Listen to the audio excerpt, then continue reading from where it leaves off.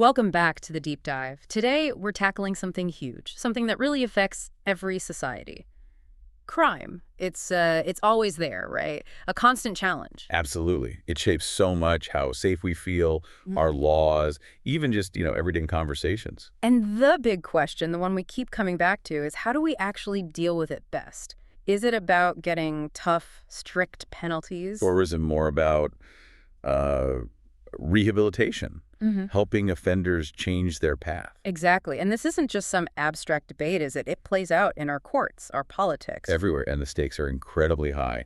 We're talking about societal stability, justice, fairness. Mm. It touches everything. Getting that balance right is crucial. It really is. So, for today's deep dive, that's what we're doing. We're going to really dissect these two big ideas, harsh punishment versus rehabilitation. Well, we've got some great source material to guide us. We do. It's an insightful IELTS essay called Punishment or Rehabilitation, a balanced approach to crime. It does a fantastic job laying out both sides, their pros, their cons. And it proposes a way forward, a kind of combined approach. Yeah, it moves beyond just either. Yep. Okay, so let's unpack this. Let's really get into it. That's good. Now, our mission for you listening isn't just to give you a summary. We want to pull out the core arguments, the examples, the sort of underlying logic for each viewpoint. Right. The goal is for you to come away with a really nuanced understanding of this. Maybe you have a few aha moments about justice, why people do what they do. And feel properly informed, but not, overwhelmed. Exactly. And we'll try to connect the theory to what actually happens, in the real world. Encourage some critical thinking about what makes a justice system tick, what makes it fair, what makes it humane. So not just what these approaches are, but why we choose them and what impact they actually have. Precisely. Let's start peeling back those layers. The case for harsh punishments, deterrence, justice, and accountability. Okay, let's dive into that first big philosophy, the argument for harsh punishments. The absolute bedrock of this, the main claim, is deterrence. Right. It seems pretty intuitive, doesn't it? The basic idea is if you make the consequences really, really severe, Painful, long-lasting. yeah, then people will naturally stop and think. They'll hesitate before breaking the law. It's about sending a message. A very clear message. Severe penalties, long prison sentences, maybe heavy fines, or even, more extreme measures, they signal very strongly, do this, and this is what happens. Undesirable consequences. So it's meant to stop potential criminals before they act. Exactly. That's what we call general deterrence, a message to everyone. And then there's specific deterrence, too, aimed at stopping someone who's already been convicted from doing it again. And we often see this pointed to in places with really low reported crime rates. The source mentions Singapore, for example. Ah, yes, Singapore. They're known globally for having an incredibly strict legal system. Mandatory caning for some offenses, long prison terms. Even the death penalty for things like drug trafficking, which obviously sparks a lot of debate internationally. Right. And what's fascinating, or at least what proponents point to, is how directly societies like Singapore link those tough measures to their public safety statistics. They have some of the lowest violent crime rates in the world, don't they? They do, and that correlation is often presented as, well, evidence. Proof that strict deterrence really works in practice. The idea is that the visible toughness, the certainty of punishment, it creates a safe environment. But is it that simple? Can you just transplant that model? Well, that's the big question, isn't it? Critics point out Singapore's unique context, its size, culture, government structure. It might not work the same way everywhere else. There are debates about, human rights implications, too. Okay, so deterrence is key. But there's another really important angle to harsh punishments, something that resonates with a lot of people. Justice for the victims. Absolutely. When someone's been harmed, especially severely, there's a deep-seated need for accountability, a sense that things need to be set right. And harsh punishment can feel like that, like a form of closure, maybe. For some victims and families, yes. It can provide a tangible sense of retribution, an acknowledgement of the wrong that was done. It validates their experience. And it's not just about the individual victim, is it? It's broader than that. Right. It's also about reinforcing societal values. Punitive measures send a clear signal. This kind of behavior is wrong. It's unacceptable. So it draws moral lines in the sand. Exactly. It reinforces the community's ethical framework, particularly when serious crimes have occurred. It's society saying, these are our rules, and we will defend them. And this becomes especially prominent, I imagine, with really serious offenses. Things like murder or terrorism. Oh, absolutely. Crimes like that, they don't just harm individuals, they shake the whole community's sense of safety, they attack that feeling of trust. So the punishment needs to reflect that severity. From this perspective, yes. In those extreme cases, punitive measures, often long-term imprisonment, are seen as vital for public safety. It's about incapacitation, removing dangerous individuals so they can't harm anyone else. Which ties into that idea of the social contract, right? The state protecting its citizens. Precisely. It's seen as a core function of government, protecting people from serious harm. And that resonates very strongly with the public. Which brings us neatly to public opinion and the demand for accountability. High-profile cases often trigger, well, outrage. A huge amount of public outrage, yes. And that emotional response is powerful. It really shapes the conversation. So if sentencing seems too lenient in a big case, Then public trust in the whole system can start to erode. People feel justice isn't being served, maybe that the system is weak, or that offenders aren't being held properly accountable. and this fuels the criticism against rehabilitation sometimes, doesn't it? That it's soft on crime. It does. The perception can be that focusing on rehabilitation somehow diminishes the seriousness of the crime, or maybe even encourages offenders because they don't fear the consequences enough, or, crucially, that it fails the victims. It becomes very emotional, very political. Okay, so that's a pretty solid case laid out for deterrence, justice, accountability through punishment. But like any approach, especially one pushed too far, it has potential downsides. Hmm. What happens when we rely too heavily on just being punitive? Well, the practical problems start mounting up pretty quickly. One of the most obvious is prison overcrowding. Right. Longer sentences, more people locked up. Exactly. The system gets strained, facilities operate way beyond capacity, and that creates a whole new set of problems. Safety issues inside prisons, impacts on inmate welfare, difficulties providing basic services. And I assume that costs a lot of money. A huge amount of money. The cost to taxpayers for building, maintaining, staffing prisons, providing healthcare, security, it's massive. More than, say, investing in prevention. Often, yes, significantly more per person than investing in things like education or community support. And here's the deeper issue. While locking people up addresses the immediate threat, it often does absolutely nothing about the underlying reasons why people commit crimes in the first place. Like poverty or lack of education or addiction. Precisely. Systemic issues like poverty, poor education, substance abuse, mental health problems. Just incarcerating someone doesn't fix those root causes. In fact, some argue prison makes things worse. How so? Well, the prison environment itself can be criminogenic, meaning it can actually increase the chance of someone reoffending. It cuts people off from jobs, family, positive influences. It can expose them to more hardened criminals. It can lead to stigma that makes reintegration incredibly difficult. So it raises a fundamental question. Exactly. Can a system be truly effective, truly sustainable, if it only manages the symptoms, often at great expense, without ever tackling the root causes? And might it even be making the problem worse in the long run? It's a serious challenge to a purely punitive strategy. The case for rehabilitation, reducing recidivism, and fostering reintegration. Okay, let's shift gears now and look at the other side of the coin, the case for rehabilitation. Here, the big focus is on reducing recidivism. Right. Recidivism, that's just the tendency for someone convicted of a crime to reoffend after they're released. So rehabilitation aims to stop that cycle. Exactly. The core idea isn't just punishment. It's about transformation. It's about helping offenders become productive, law-abiding citizens, not just, keeping them locked away. It's a fundamentally different vision. It is. It's about fostering long-term change, giving people the tools and support they need to build a different kind of life when they get out. It's looking forward, not just backward, an investment in potential.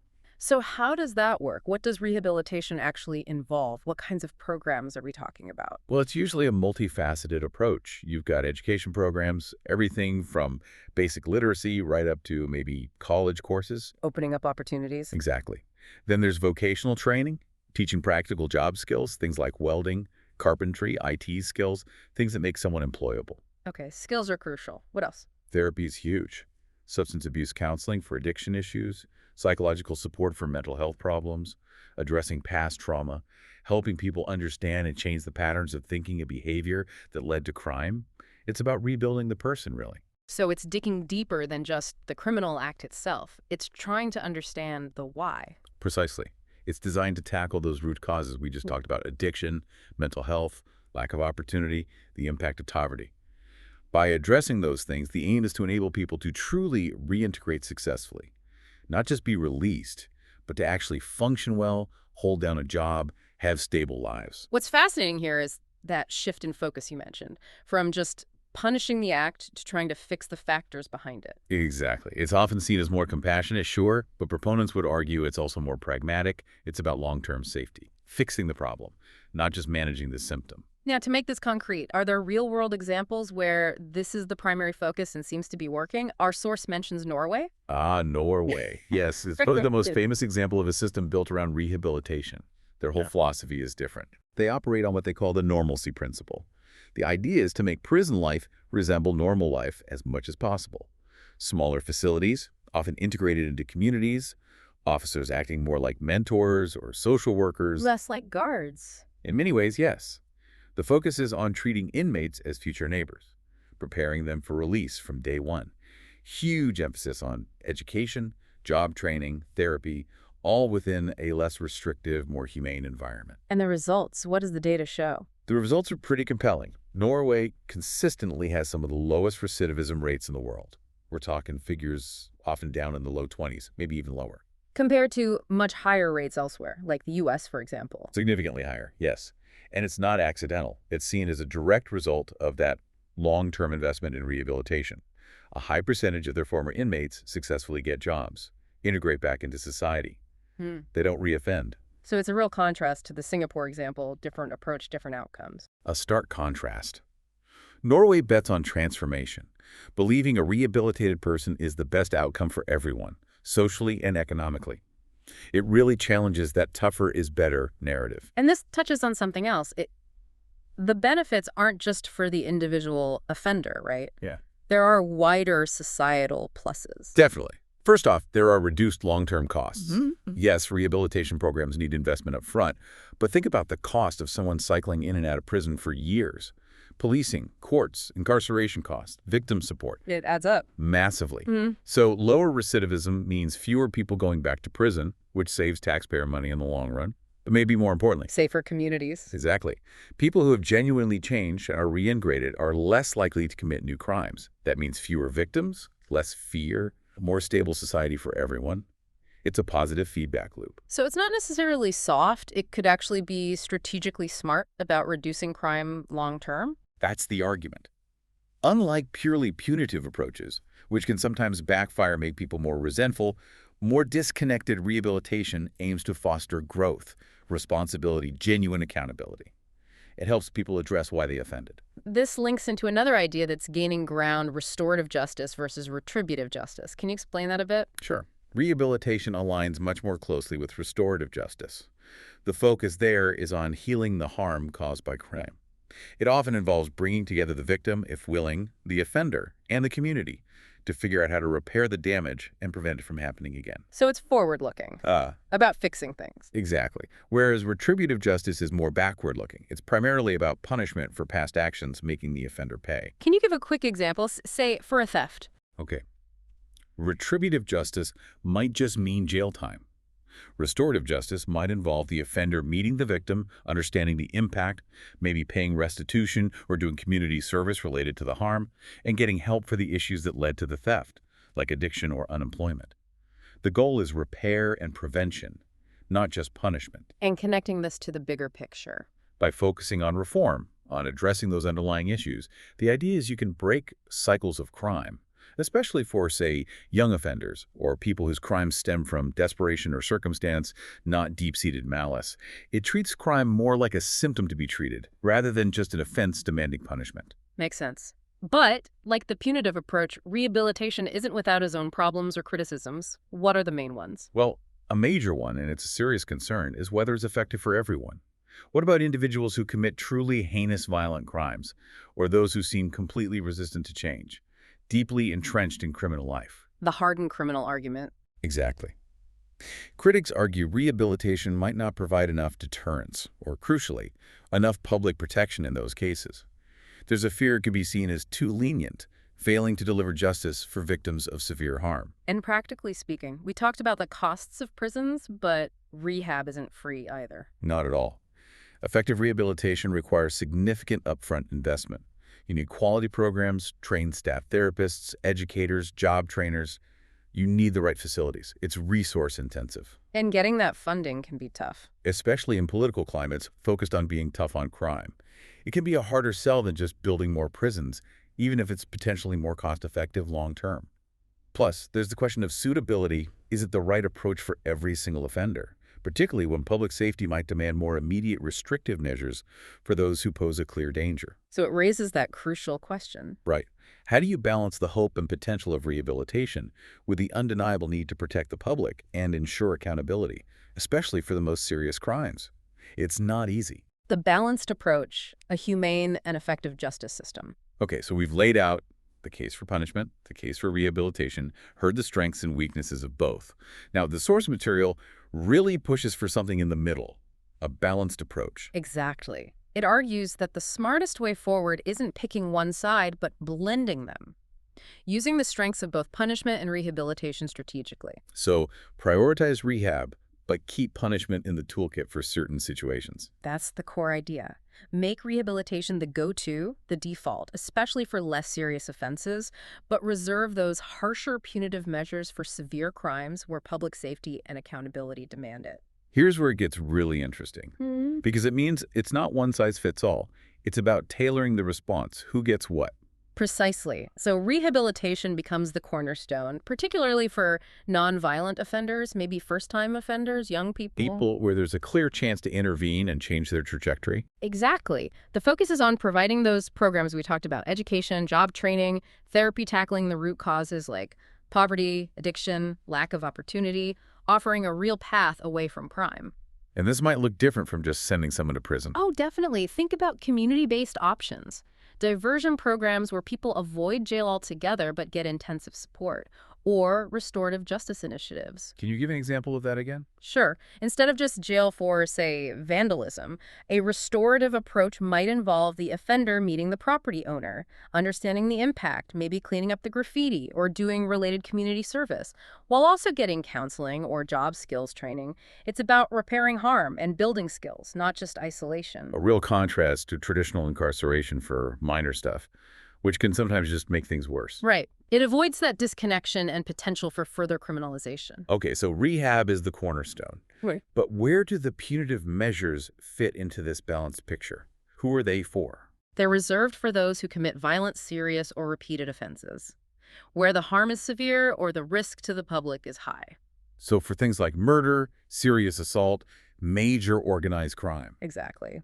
In those cases, imprisonment is seen as necessary, primarily for incapacitation protecting society and also for ensuring that justice feels proportionate to the severity of the crime. The deterrent aspect is still relevant here, too. But it's selective punishment. Crucially, yes, it's not the default for everything. It's applied proportionally based on risk and harm. And even within prison for serious offenders, the possibility of rehabilitation programs shouldn't necessarily be excluded, though public safety remains paramount. It sounds like it needs a lot of careful management and, well, resources. What's the government's role in making this balanced system actually work? It's huge. First, a serious long-term commitment and investment in the rehabilitation infrastructure.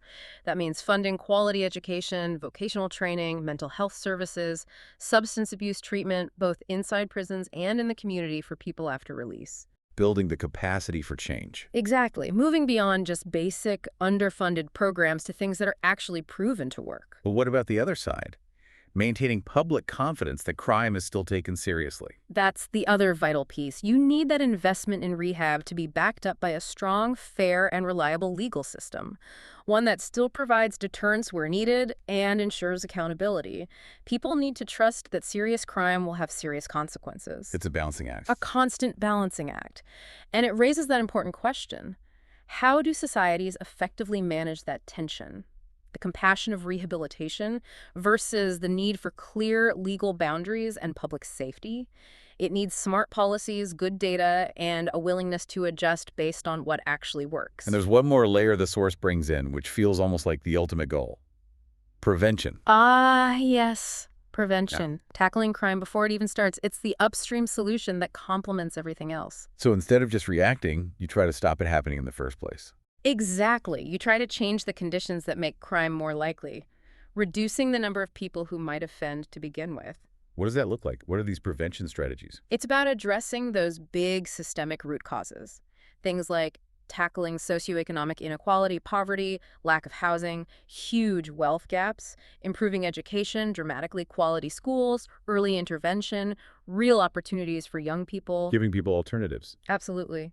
And investing in youth programs, positive activities, mentorship, community centers, things that engage young people and offer support and belonging, steering them away from negative influences. What's fascinating here is it's a real shift, isn't it?